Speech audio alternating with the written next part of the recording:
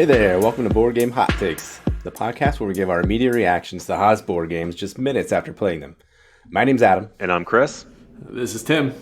And we're going to give our hot takes on the game we just finished playing. Godspeed. Before we provide a description of the game we're playing today, remember that you can join into the conversation if you follow us on Twitter at BG_Hot Takes or on Facebook at Board Game Hot Takes for the latest conversations about the games we're playing.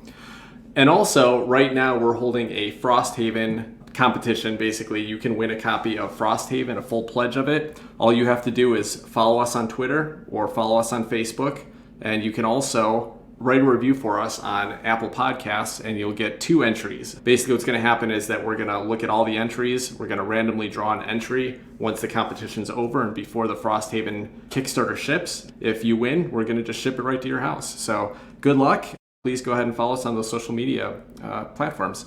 Now let's jump into a description of the game. All right. Well, Godspeed is a space exploration-themed Eurogame for 2 to 5 players set in the 1960s, the height of the international race to space. But there's a twist. The race to the moon was a lie, a story to divert public attention away from the real prize, which was colonization of a small exoplanet called Minos, light years from Earth and reachable only by a wormhole. Players control teams of explorers from one of several nations vying for dominance in this brave new world. Godspeed's played in 10 rounds made up of 4 phases each. First, in the High Council phase, the nations convene to decide how they'll respond to an event on Minos or back on Earth. Players can choose to work together by dedicating resources and reaping the rewards, or ignoring the crisis, keeping their resources and paying the penalty. In the Supply Depot phase, players bid for the first player token and precious resources that will help them complete their missions. In the Actions phase, players send their team members to undertake one of several actions, such as building infrastructure, engaging in commerce, or improving their defenses. And finally, in the Resolution phase, players produce resources, recover their team members, and begin planning for the next round. Throughout the game, players will tame a harsh extraterrestrial environment, interact with strange alien artifacts, and work to manage international politics light years from Earth. In the end, the nation that most successfully exploits Minos' resources and collects the most points will claim victory. Godspeed was designed by Clayton Hargrave and Adam Hill, with art by Jesse Riggle and Steve Torres, and it's published by Pandasaurus Games. Thanks, Chris. Let's talk about, first of all, the gameplay and mechanisms in the game. And Chris, why don't you start us out? You actually were the one that wanted to play this game tonight. This was a Kickstarter you had delivered, and you've been looking forward to giving it a shot. So on your first play, what stood out to you? What did you really like about the gameplay? I like the fact that there's a bunch of different things happening here in the sense that it is, in a way, a traditional Euro game. It's a worker placement game, but it has a couple of little twists thrown in that I thought made it kind of interesting. The first one is the High Council phase. And that's kind of interesting because it gives you the opportunity to either work as a team to complete some goal that everybody can benefit from, or you can save your resources and take the hit and basically hose everybody else that's on the planet as well. And then there's also the supply depot phase where you bid in order to get benefits that you can use throughout the round and throughout the game. And then whoever bids the highest gets the first choice, and then second and third, and so on. So it's this clever combination of worker placement plus the bidding, plus whatever it is you call that thing for the High Council phase. And I thought that it all worked pretty nicely together and made for something a little bit more interesting than a standard worker placement. Yeah, I want to call out that on the High Council phase, you're not actually bidding resources, but what you're actually doing is giving up one of your 5 team members. So each of us has 5 team members. They all represent a different type of team member. Like you're going to have an ambassador on your team, a biologist, etc., a captain. When you go to that High Council phase, the High Council phase is going to require you to give up one of those team members. So you're not giving up resources to do that, but you're losing a team member that you can use for the worker placement later or for the bidding phase. And the team members all have different numbers on them. So that the ambassador is 7 for everybody. But depending on the faction that you are, some of the team members, like let's say that you're a biologist, it might be a 4 for Chris, it might be a 3 for Adam, and it might be a 2 for Tim. So they're all a little bit different. But that comes into play primarily in the bidding phase, because when you're bidding, you can put one or more of those team members up. and the total number is who's going to get the first pick of those rewards as well as get a second final reward. So I just wanted to clarify that's how those all tie in together, and that any of the ones that you don't use for one of those two phases, then you can use them to take actions. So it is a pretty cool mix where these three different phases are little different mini games that are happening, but you have to leverage the five team members and kind of make a decision. Do I want to spend it early? Do I want to bid high and give it up for a later phase? So yeah, that's a pretty cool little mix of things going on. Yeah, to add on to the High Council discussion, basically the High Council and the supply phase, those are kind of like a preamble to the worker placement phase. And specifically the High Council phase was neat to me because, at first I was like, when is anyone not going to participate? It just doesn't make any sense. Why would you not want the benefit? But then that reveals itself as the game goes on. You build up a hand of cards, and you might be able to use these cards strategically to hold back on the High Council phase, knowing that you're going to be able to move back up one of these resource tracks for free at the end of the next round. So later in the game, that's exactly what I did. I was one of these spots that give you a resource once you get to it. I said, no, I'll decline participating in the High Council phase. I moved down on that track, and later at the end of that round, I moved right back up and got my resource back and all my benefits. Whereas, Chris and Tim, I kind of hosed them from getting their High Council benefits. So that was kind of neat how kind of the whole game I was asking you guys, hey, when would somebody not want to participate in this? And there's a couple kind of small nuanced cases that were kind of neat as to, when you wouldn't participate. So I guess just that whole preamble to the worker placement was kind of a neat mechanism for me. The way that really pans out is that in the worker placement phase, there's basically 10 action spaces you can take. For each of the different types of team members you have, there's 2 action spaces. And so it's pretty neat because depending on which ones you have left over, which team members you have left over by that phase, those are the only actions you can take on the board. So it's even more relevant that it's not like you're just giving up a worker, but you may be giving up a very specific worker. So if I use my biologist here, I can't use the biologist to do either of the 2 actions that are in the worker placement phase. So just one more way that those 3 things, those 3 little mini games all tie in an interesting way, and what you do in one of them is going to impact what you do in the others. Sorry, go ahead, Chris. What were you going to say about that? Well, it was interesting. I hadn't really thought about this before, but at least to me, it was a pretty new mechanism, having it set up so that you couldn't just use any worker to do any task. So I'm thinking about, your standard worker placement. Like I think one of the first ones I ever played was Lords of Waterdeep, where, a guy is a guy is a guy, basically. But in this one, you have to have a biologist to use the biologist benefit or to the space, or the scientist or the military person, or you have to have a specific worker ready to do a specific task, which I thought was kind of cool. Yeah, and specifically like the ambassador, which was the highest number worker, which you usually would end up giving up in the bidding phase that you had the second one. Those were arguably the best benefits every time because you could use it to build any development card and you could use it to get any wild resources. Most of the time you wanted to give that up in an earlier phase, but if you didn't, then you had it left over a worker that you could do something really cool with. Agreed. Interesting decision right from the beginning of the first round, and I like how they had those point values assigned to those workers. That ties into a little bit of asymmetry between the different factions. Each country or each nation, each of their workers has a different point value. So a biologist for Russia is worth different than a biologist for the United States, for example. Yeah, and going to the asymmetry, one of the things I liked about the asymmetry here is that I think there is a risk in asymmetric games where there is going to be a balance issue. Someone's going to identify if you get this particular faction and you take advantage of its ability, you're going to be able to win 90% of the time. This game offered asymmetry. It offered some different kind of starting capabilities and bonuses, but doesn't seem like it could possibly be unbalanced. The workers are slightly different numbers. You each start with one of your different buildings built, so it gives you a little bit different production value, but they're just one of the 4 resources. And then depending on if you've got a relic, then you'd move up one of the tracks. So generally, they seem like almost exactly balanced, but they do give you slightly different kind of gameplay benefits and maybe help you focus a little bit. And I thought that was pretty cool. It still felt like we were playing slightly different games, but not to a point where I was like, oh, Adam's ability is so strong. I don't feel like I can keep up with that, or it seems too powerful. This game doesn't feel like he won on his own. Like usually, the only way Adam ever wins is when he wins because of his faction benefits. Totally kidding. Totally kidding. Usually, it's just random luck. Like I end up getting a 20 when no one would expect a huge roll. So. Well, there's also a piece of that too. That's I can't remember which game we played where I mentioned this, but the asymmetry is. It's not that asymmetrical. Yeah. I mean, it's all basically slightly different point values for different things or slightly different benefits. The comparison that I think is the one that I think sort of goes to the opposite extreme is Cthulhu Wars, where you've got entirely different mechanisms, for every different faction, which gets a little intimidating, especially if you're not that familiar with the game. In this one, you don't have to really have a super deep knowledge of the game to be able to appreciate and understand that Adam's gonna be able to do something slightly different than I can or that Tim can do.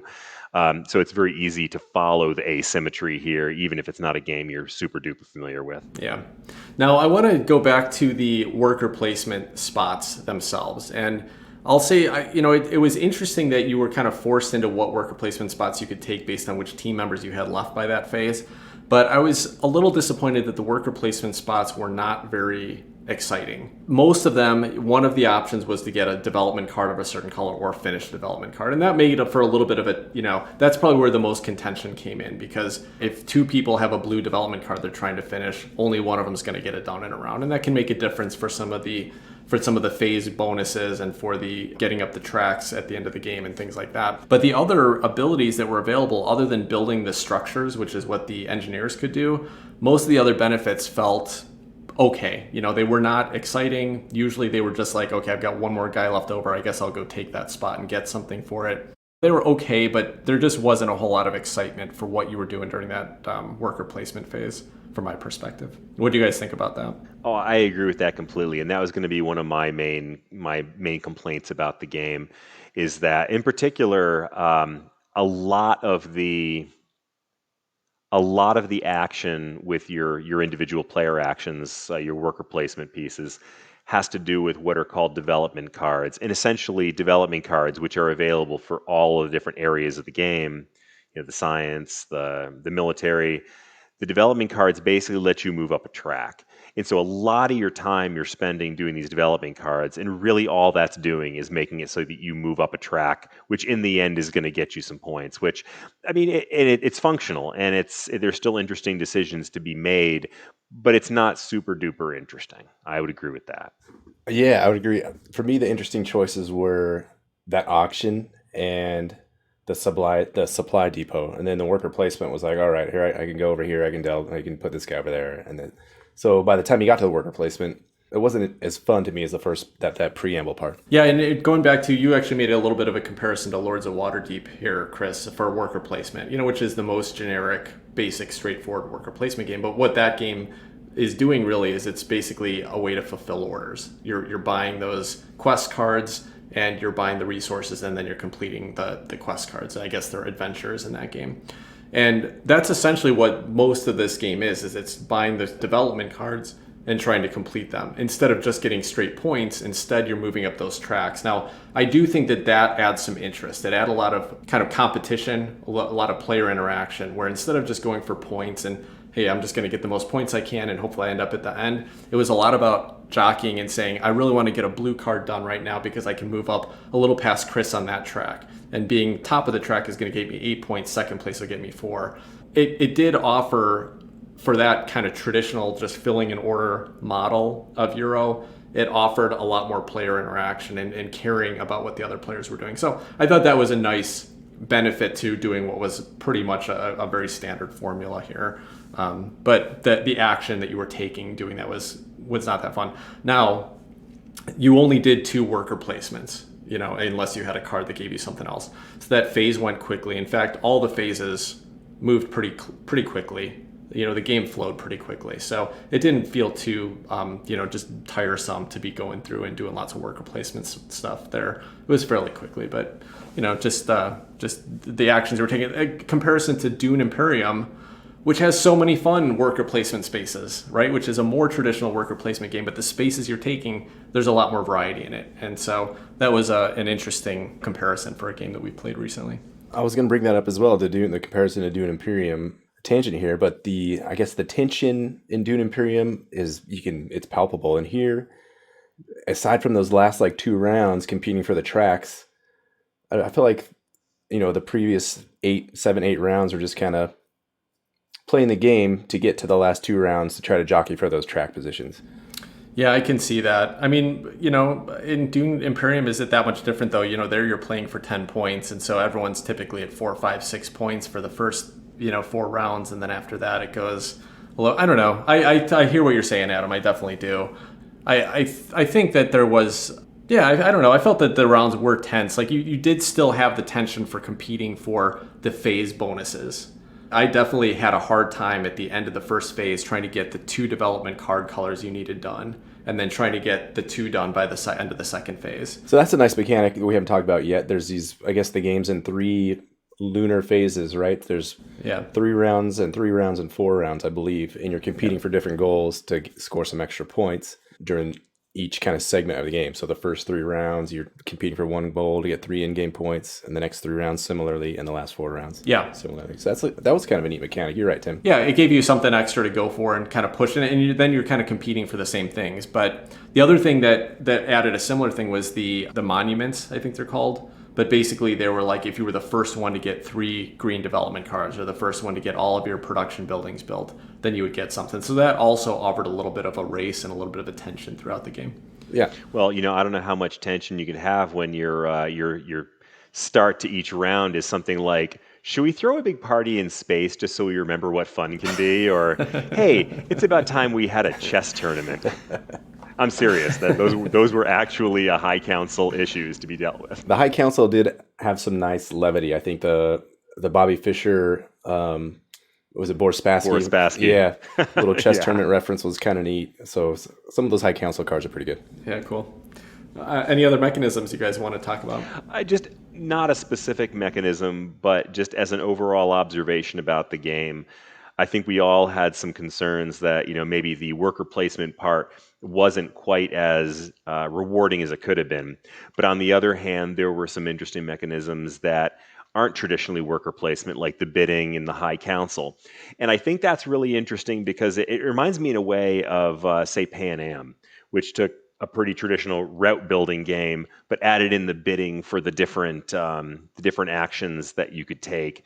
And I think mixing it up like that, even if all of the individual pieces or if any particular individual piece may not be as exciting as it might otherwise be, adding those together, I thought made this a pretty interesting game.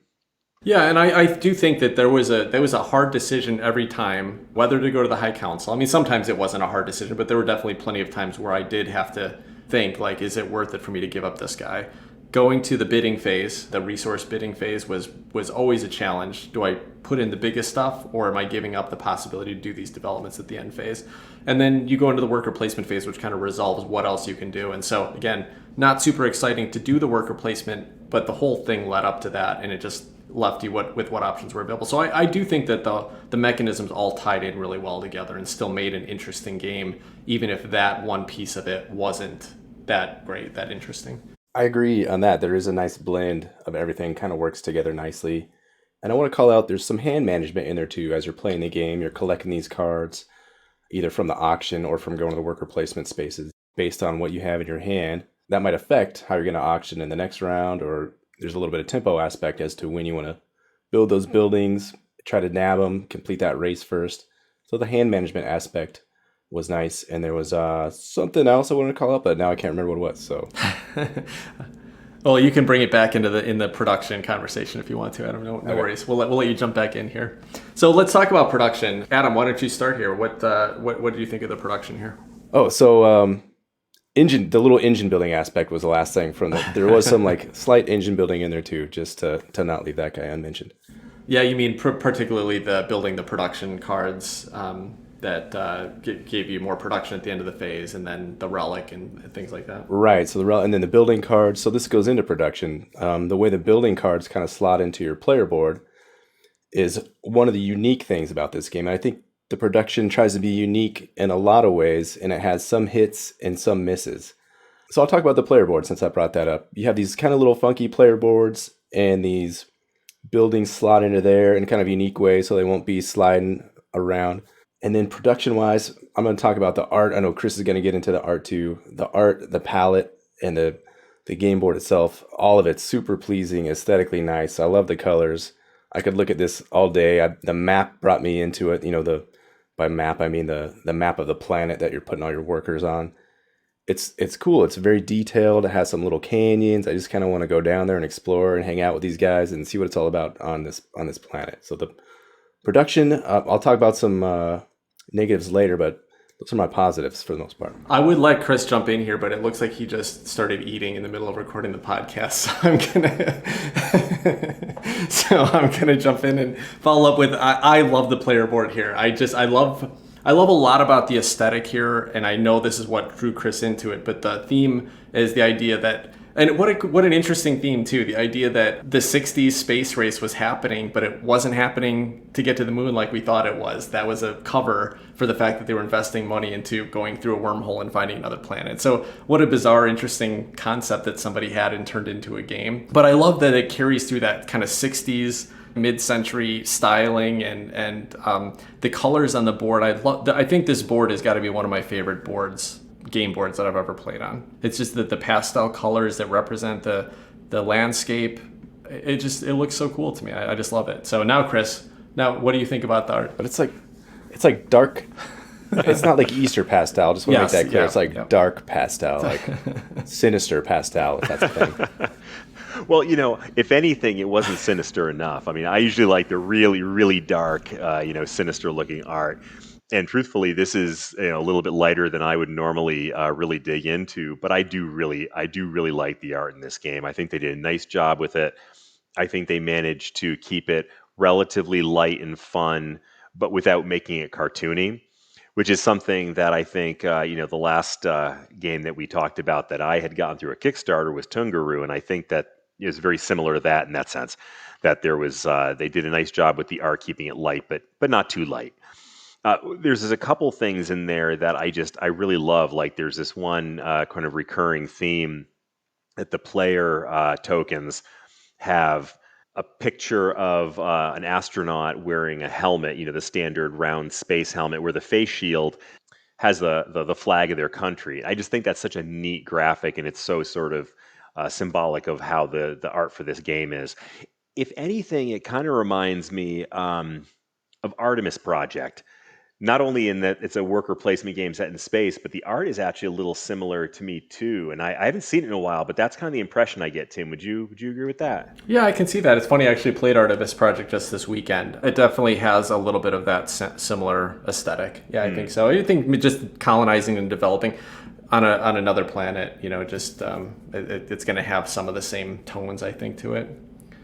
Now, as far as the rest of the art goes, the development cards are cute.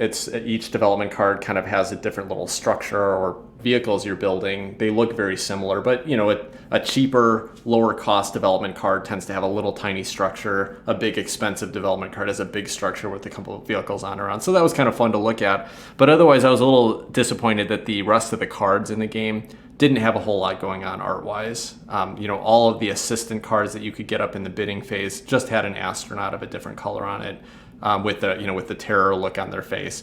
And other than that, most of the other cards just represented an icon to tell you what you're doing or had some text on it. So wasn't a whole lot going on art-wise that I think they could have probably expanded, built out the world a little bit more in the card art. And if I compare to Artemis Project, where every single card in there has a unique graphic that represents the type of mission you're going on or the type of, the thing that you're doing. And so this was a little lacking there. I wish they had invested a little bit more in that aspect of it. I would agree. Adam, you said you had some negatives on the production. What got your goat here? What didn't you like? So we talked about it during the game. The components of the board game look amazing. So far as the resource tokens and the money, it looks like metal coins, and you got these nice kind of rounded edge plastic resource tokens, and they're super cool looking. But the way this game works, you're putting your workers out you have them in your auction. You're throwing them down on this part of the board, then you're putting them out over on the right side of the board. You're trading. I guess it's no different than most Euros, but you're trading in resources here and there. I can. I guess I would prefer some sort of little tracking mechanism rather than shuffling. There's lots of bits. I guess bits going everywhere in this game. So that while they're beautiful, there's just a lot of them, and it seems like it could be done in a little more, I don't know, elegant fashion, streamlined fashion. Yeah, I don't disagree with you. I prefer tracks for tracking resources. They have 5 different resource types here. So you'd have a little bit bigger player boards and just like one marker on each of them. Something like what Gaia Project does or what Tapestry does would be an easier way to track this stuff. But it doesn't bother me too much. Okay. And I think probably why they do that, even when they could use tracks, is because it gives you some components to play with, and otherwise there wouldn't be a whole lot in a game like this. But yeah, I totally get true. that. And then how was the setup? I heard you talking about the setup a little bit, but I wasn't involved in that. So what do you think of that? The setup was a little bit of a bear, but I think there's a payoff for it. Mainly because to set up, you have this whole deck of the bidding cards, and you basically shuffle a bunch in depending on your player count for each phase, and then you stack them so that the phase 1 cards, phase 2 cards, phase 3 cards are all stacked in a certain order. So it's not like you can just take a deck of cards, shuffle it, and the game's ready. It's where like at the end of the game, you're going to have to shuffle everything out to their different piles and then set them aside at the beginning of the game. You got to get different stacks, shuffle them, and then stack them on top of each other. So there was a lot of that just kind of fiddly card setup, and that was the biggest problem with it. But I don't mind that too much in a game because it pays off in the fact that the variability and that you're not going to see all the cards in a given game. The fact that this plays over 10 phases and the cards that you're going to see are going to vary game to game. I like that. So I think it was okay. I think it was worth the extra work. And it also had a little bit of a build up. It didn't have like you shuffle all the cards in, and then in the first round you might get a card that wouldn't be that useful, but at the end of the game you're going to get a card that gives you 1 resource. This one, it had a nice flow to it, where in the first phase you tended to get like cards that just gave you 1 or 2 resources, which was nice to start building up your engine. But then by the end of the game there's cards in there that are going to help you get victory points so doing that all worked. Definitely a little bit of a hassle for setup. I think it was worth it. I think that's okay. Yeah, in that sense, almost like Blood Rage with the different cards for different phases. Yeah, a little bit. There was one production issue that we noticed and that caused a little bit of confusion. There's probably a couple, I would say, iconography issues that I had problems with. One was on the player board. There's these prestige tracks of 4 different colors, and you can move all the way to the top. The top number is 12. But as you're moving up the track, at the 4 space and the 8 space, you also get a little resource benefit. So if you move there, you get a resource benefit. And I think when you move to the 12 space on the track, you're supposed to get a resource benefit as well. But the icon for the resource benefit is actually above the 12 space on the track, next to kind of what looks like an invisible 13th space. But as far as we could tell, the rulebook indicated that you could only move to the 12 space. Once you're there, nobody else can move to the 12 space. So that was just a little confusing. It didn't really make sense why it was laid out that way. I also had some questions about, there were some icons that came up that just weren't represented, and I checked. There's not really an appendix in the rule book. There were some icons that didn't. We kind of, I think we figured out how they work, or made a decision how they work, but just a few things that weren't super clear in the iconography. And I think, someone who's super rules lawyerly, you could sit there and spend 20 minutes arguing over what something means because it's not spelled out in the rule book. But didn't cause a big problem for us. Just a little bit of a pain point there. Anything else on production, you guys? Yeah, let me just say one other thing. And I think one of the running themes that we've heard from all 3 of us was the fiddliness of the game. And, it bothered us to different degrees. And I will say that is one thing that bothered me, especially on the TTS mod, which is where we played it. It might not have been as bad in real life, but it gets a little bit frustrating, monkeying around with all these little tiny pieces that aren't that easy to manipulate in TTS. But one thing I will say is what a huge difference it makes depending on which version of the game you get, because I got the Kickstarter version and I don't know if it is still available, but when I got it, I got the upgraded pieces. And if you don't get the upgraded pieces, you are, getting yourself a box full of cardboard chits, which, it's functional. It'll get the job done, but it doesn't feel that good in the hand. It doesn't feel as rewarding as opposed to the upgraded pieces where you got the metal coins and these really nice nicely illustrated, rounded edge plastic pieces that are nicely made. I think that would make a huge difference for me playing the game physically. And I haven't actually played the game physically, even though I own it, just because of the pandemic. But I think that would make a huge difference if I was putting that out on the table. Yeah, I'm struggling with this conversation a lot, Chris, because I honestly think that I don't have a problem with resource chits being cardboard, especially when they're nicely illustrated like these. I obviously upgraded components would be nicer, but this doesn't bother me. I think it just depends on, if you don't mind using cardboard to represent something, and that's how games traditionally were. I think this one does just a fine job with that. I understand where you're coming from. Obviously, it'd be preferred, but I don't think the components here. I think that the basic version of this, I guess what I'm trying to say is the basic version of this still looks like nice components to me, and still looks like pieces I wouldn't mind playing with, even if they're just cardboard sheds. So that's just my personal take on it. Agreed that your version, that the deluxe version, is going to be a nicer experience, but I think that this is a perfectly nice production for what it is. Do you know what the MSRP on this game is? If you just got the retail version, any idea what that runs? Yeah, I'm thinking about $40 maybe. Okay, yeah. I mean, if this is a $40 game, I think that the components are nice. They're nice quality. I think I'd be happy with that at a $40 price point. Well, why don't we talk a little bit about moments in the game tonight? So any moments that stood out to you? And Chris, why don't you start this time?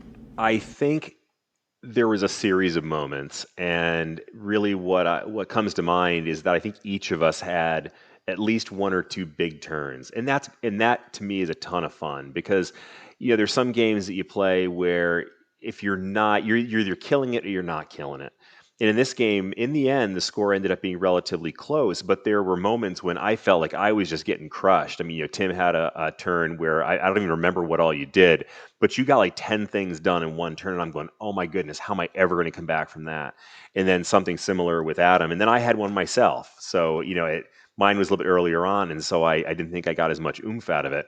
There are ones where you build a building or two buildings, or you get a couple development cards done, and you can feel like you're running the world, and that's a pretty good feeling. And again, I appreciated that we were all able to get some moves like that in and keep the game pretty close.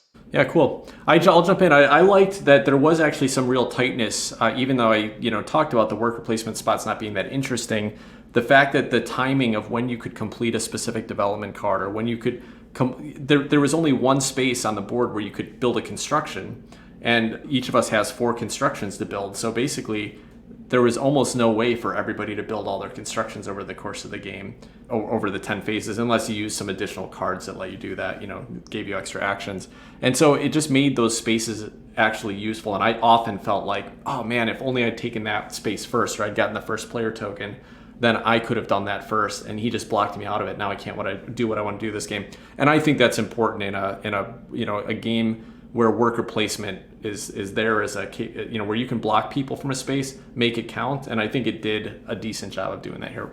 Personally, I ran into that a lot, and I liked those tight decisions. I liked that frustration of regretting that I didn't take one choice over another choice. So I had some fun moments from that part of the game. Adam, what about you? So nothing that blew me away, like, oh my God, this was awesome and amazing, like at the end of an Eclipse, Second Dawn, or Dune Imperium, where somebody comes from behind the battle and takes home the championship. But when those relic power cards came out, I think that was pretty fun. That made the game a lot more interesting to me. There's these relic power cards that come out at the first round of the 3rd lunar phase. So around round 6 of the game, 6 or 7 of the game is when they come out, and you have the auction for these the relic cards, and those all have various powers, game-breaking powers, or in-game points. And the one I picked up was called, I think it was Stargate. And that let me put my workers at any spot, whether there was another worker there or not. So it kind of opened up the game for me. It took that tightness away and just gave me felt liberating. I was able to put my guys out here. I think I put one on there, and Tim's like, wait, you can't do that? And I was like, but yes, I can. So just having little moments like that is always kind of fun in board game. Yeah, we didn't talk about those, the relic powers, but that was kind of interesting too, because I talked about all the variable setup in the game, and the relic powers was one place where you didn't randomly choose what was available at the beginning of the game. Basically, these 10 powers were just available during the game. And so when you get to the phase where those come up, everybody bids on whether they're getting a relic power. Everyone's going to get one, but it's just the order that you're getting them in. You would think in a game like this that would mean that there's always going to be three most powerful relic powers are going to get taken every game.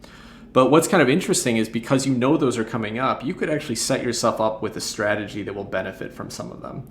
Like the relic power I picked was one where every time you do a development card, you get to move up one more space on a track. Now, I only got to use it 3 or 4 turns because I just had some expensive development cards I had to build. But if I thought about that at the beginning of the game, I could have saved up a handful of like cheap development cards and then set myself up to start hitting off like 2 development cards in the last 3 or 4 rounds and got an extra 6 to 8 movement up the track. So it's pretty interesting, I think, having those always available, knowing that you can kind of build a strategy to set yourself up for the last round, but you still have to bid and hope that you bid high enough to get the one that you've been setting yourself up for. So I think that could lead, once you get to know the game a little bit, to some really interesting, fun decisions. And in your case, Adam, you got to abuse it and had some, good fun with it. Chris and I both did, I think, as well. But those powers, I think, could also be even more interesting on future plays.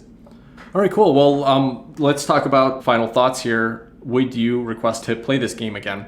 I'll jump in to start here. So this game did some things really interesting, but it also did a lot of things that were not super unique. So this isn't a game that I think I would be dying to go back and play. It's not going to be a game of the year for me, but I did enjoy my play of it, and I would like to revisit it some more. And I say this a lot, I think I would like to go back and replay it once in a while. And this is one of those games where it's not going to be my top game. I'm not going to ask to play it 5 times in a row because I do think it would probably get a little stale playing it a lot right in a row. But I do think that going back and playing it, every couple months as just a fun alternative, something that's a little bit different, but is easy to teach and easy to get moving through, could actually be a really fun experience. So I think that I may request to play it again, but I'm not going to be busting down the door and saying I need to go get a copy today. So that's kind of my general feel about it. I liked it. I liked some of the parts of it. I don't think I'd want to play it too often, though. What about you, Adam? I want to play Chris's physical copy of this game. I think the components would be fun to hold in the hand and to be there around the table. It's a little bit fiddly on TTS, having to drag this thing and drag. So I don't think that fiddliness would carry over as much into the real physical board game. Just the components and the aesthetics of it look so nice. So yeah, in real life, definitely would want to try it. But I don't think I'm going to request this one again. What about you, Chris? This was your Kickstarter delivery. How do you feel about your first play of it? I'm feeling pretty good about it. I mean, I won't say this is my favorite game ever, and I think my feelings about it are almost exactly the same as yours. It's a game that's fun. It's supposedly a 60 to 90 minute game, and of course we managed, as we do with all games, to turn into a 4 or 5 hour game. But if we really did, but it was pretty simple to get into. It was not hard to jump into. It was a really lean game. I mean, the rounds go by incredibly fast. So even if you wanted to, you could theoretically, cut off a few rounds at the end and make it even shorter game if you wanted to, I guess. But for something that, if I wanted a relatively short game, something that was easy to put on the table, something that's easy to just explain to somebody who hasn't played it before, I'd love to play this one again. I like the pieces, I like the art, I like to look at it, and for me, that's an important thing. It's not one I'm going to break out every day, but it's definitely one that I think I'll want to play again. Yeah, I think it's important to call out again. I think that this probably is a 90-minute game with 3 players, maybe even less than that after a play or two. I did the setup wrong, so we wasted time in between this first and second round figuring something out, and there were a few times during the game where we're just like, wait a second, did we set that up right? So part of it was just like first time messing around on TTS. There was no AP here. Nobody spent 5 minutes all the time. Not that I noticed anyway. There was a few, longer turns, but I never really felt like I was sitting there waiting for other people to do stuff very often. So I think the game runs pretty quickly, and on a second play, especially a physical production, this would be a quick, easy game to get through. Yeah, I think you're right about that. Agreed. Yeah. Okay. All right. Sounds good. Well, thanks. I think that will wrap up our conversation on Godspeed. We'll jump into what we're looking forward to in the world of board games right after this.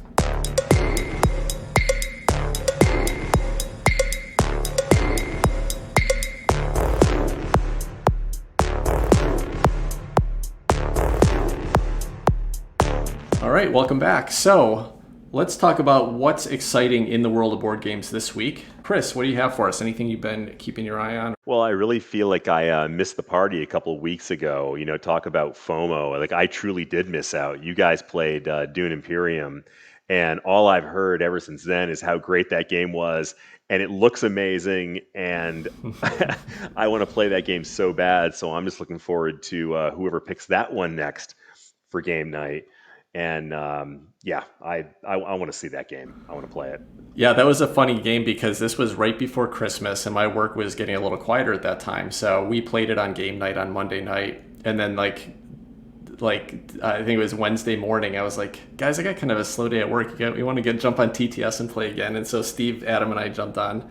And then we did it the same the next day. So we did like 3 games that week just because we just wanted to keep getting back. I mean, I did anyway. I wanted to just keep getting back to it. So I actually have my game just got shipped from Game Nerds today and will be at my house in a few days, hopefully. So I'm excited to get into the 1-player mode and also see if I can get my wife and our other friend to play with, Jen from the podcast. We'll see if I can get the 2 of them to play with me as well. But yeah, I really love the game, Chris, and I think you're gonna dig it. So it's gonna be fun. Nice. What about you, Adam? What are you seeing out there in gaming this week? A couple things. I had a Kickstarter delivered, Canvas. It's by Road to Infamy Games, and I should look up the designer, and I'll do that momentarily, or maybe Tim's on the caper right now. But anyway, this game is relatively light. It's beautiful. It's one of the most gorgeous games I have.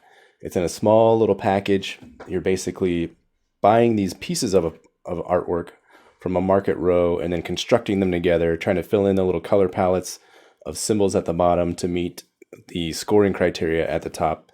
And you're just making 3 paintings the whole game. It's simple. There's some like nice snappy decisions, and the game and the whole production is absolutely gorgeous. So I got a few plays of that in this past week. Also, I don't know if I've talked about it, but I've had my eyes on Beyond the Sun. It's a board game by Rio Grande Games. It's basically a giant tech tree game. It has these beautiful dice. Beyond the Sun is by Dennis K. Chan and Rio Grande Games. Canvas is by Jeff Chin and Andrew Nerder, are the developers. So Beyond the Sun is probably my number 1 game of 2020 that I want to play that I haven't played yet, right? We've got through a number of the games we were really excited about, but that's the one game that the more I've heard about it, the more I've seen how unique it is, that it's really got me excited to give it a shot. And I feel like the different elements of that game are going to be a big hit with our group. So I think that's one we're going to have to, hit and, hopefully have a conversation about pretty soon, but definitely looking forward to that one as well. The one thing that came up this week that really got me pretty excited is there's a game that I've been hearing about for years called Russian Railroads, which is, it's a railroad game, but it's more of a Euro game. And it's supposed to be great. A little bit of worker placement in there, I guess, a little bit of route building from what I understand, but people rave about it. There was an expansion that was out of print for a long time called German Railroads that apparently, balanced some things, made it even more interesting. But I just saw they announced that there is going to be a print of a box called Ultimate Railroads, which is going to include Russian railroads, German railroads, a number of other expansions, some new content for it. This is one of those games that every time I hear people talk about it, and just like you can hear the joy in their voices, I see it show up on so many best games of all times lists. I don't know a whole lot about how the gameplay plays, but just hearing people just in love with this game, I feel like I really want to try it. So this seems like a great opportunity too. So I'm really tempted that when this, I don't think it's going to be on Kickstarter. I think it's going to be there might be like a pre-release. I'm tempted. I'll probably be at least checking out some more reviews on it and making sure it seems like a good fit for something for me. But I'm excited about it, especially being someone that's not that interested in, your traditional railway games or, kind of economic games. I get the impression that this doesn't quite fall into that same grouping. So to me, this has sounded fun, and I can't wait to check it out. Helmut Oli is the designer, and it is being released by Hans im Glück, which I think is a German company. And I understand that the German edition's coming out this spring, but I don't think it's going to be available in the US till the fall, or I think I read August or September or something like that. But anyway, would like to give it a shot at some point, and seems like a good chance to do that. Well, I think that will wrap up the episode this week. If you have any thoughts about the game we played today and you'd like to chat with us about it, hit us up on social media. Hope you enjoyed the show. Until next week, take care, everybody. Have a good night.